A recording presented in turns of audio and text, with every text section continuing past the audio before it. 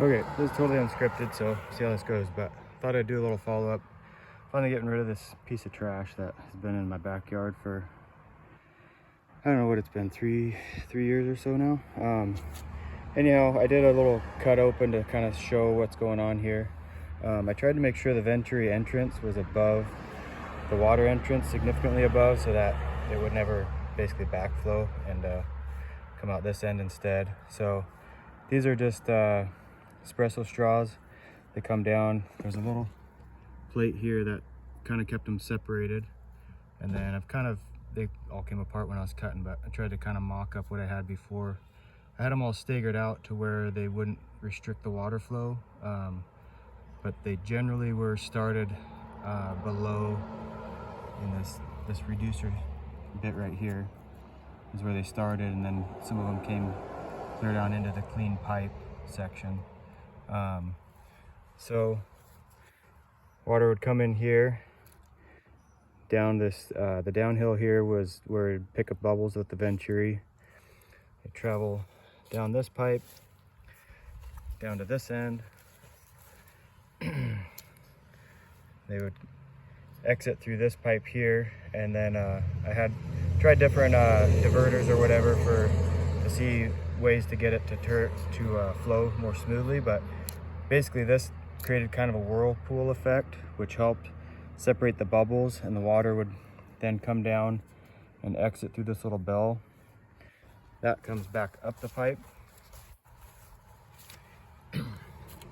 comes up through here, and that is plumbed straight out, and this is just outflow. So this should all be clean water coming out of here, no air other than the occasional burp when the air got too low. So this all of this 4-inch section here would ultimately be full of air, and so this outflow here I tapped with my air chuck, and this was basically the air outlet. So looking at it from this angle, we got water in here.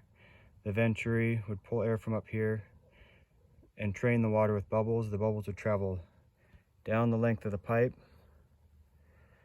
They'd basically spit out. The bubbles would travel up the pipe, and the water would travel through the very bell at the bottom, come up. The water would exit here, and eventually this entire tube would be full of air. And the more water it displaced, the greater your air pressure. So you can look up somewhere else how a Trompe pump works. But anyhow, this is my kind of crude makeup of doing this. My thought was, like a deep well, an abandoned well, something like that, where you did have a water source on site. But you could basically create this if you had an airtight seal and say an old well casing or something, you could essentially cap the top, build this whole T elbow setup or whatever, kind of a dual T setup here, and have your water in. Again, you got to have flow from here to here, which you could also probably create by basically running your outlet downhill and essentially creating a siphon effect on it. And then, basically the difference between your water in, your water out is where you get all the head pressure.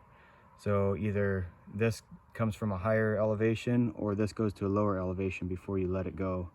And you should still have enough flow to carry the bubbles down, trap them in this pipe, and then have an outlet form to let the water, or let the air out after it separates from the water. The downsides to this I see are you end up with pretty high fluctuations in pressure. As you release the pressure, the water is going to travel up the pipe fairly quickly. A Trompe pump typically utilizes a large chamber at the bottom.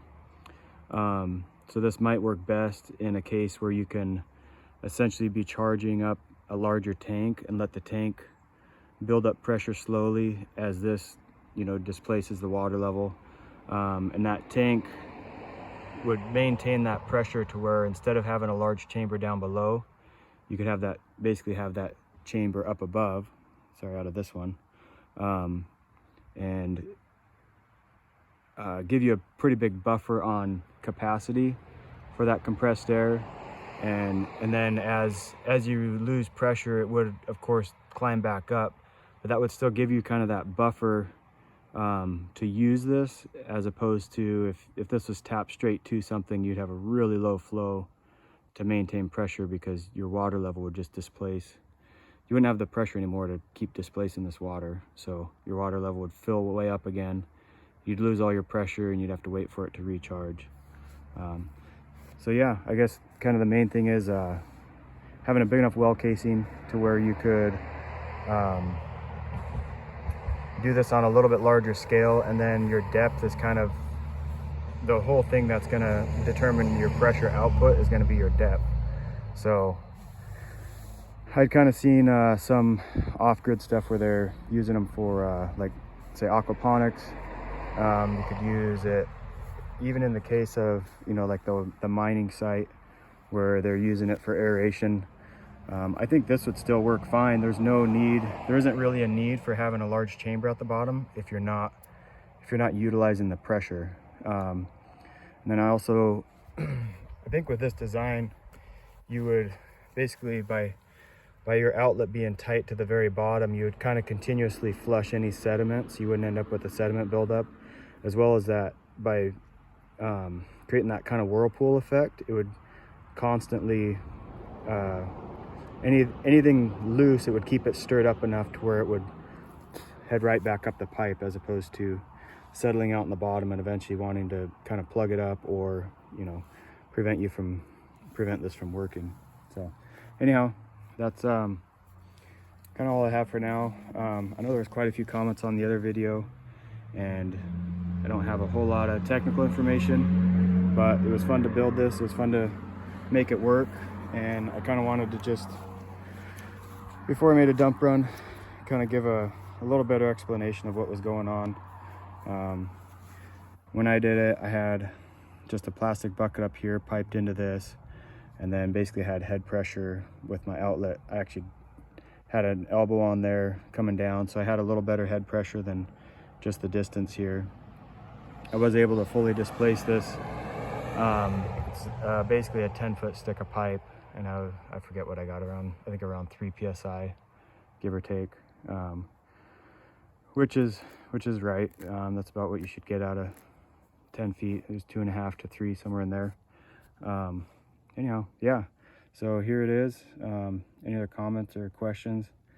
Maybe I'll be a little better about getting back to it, but again, I just wanted to kind of show the cut apart view and kind of how I made this work.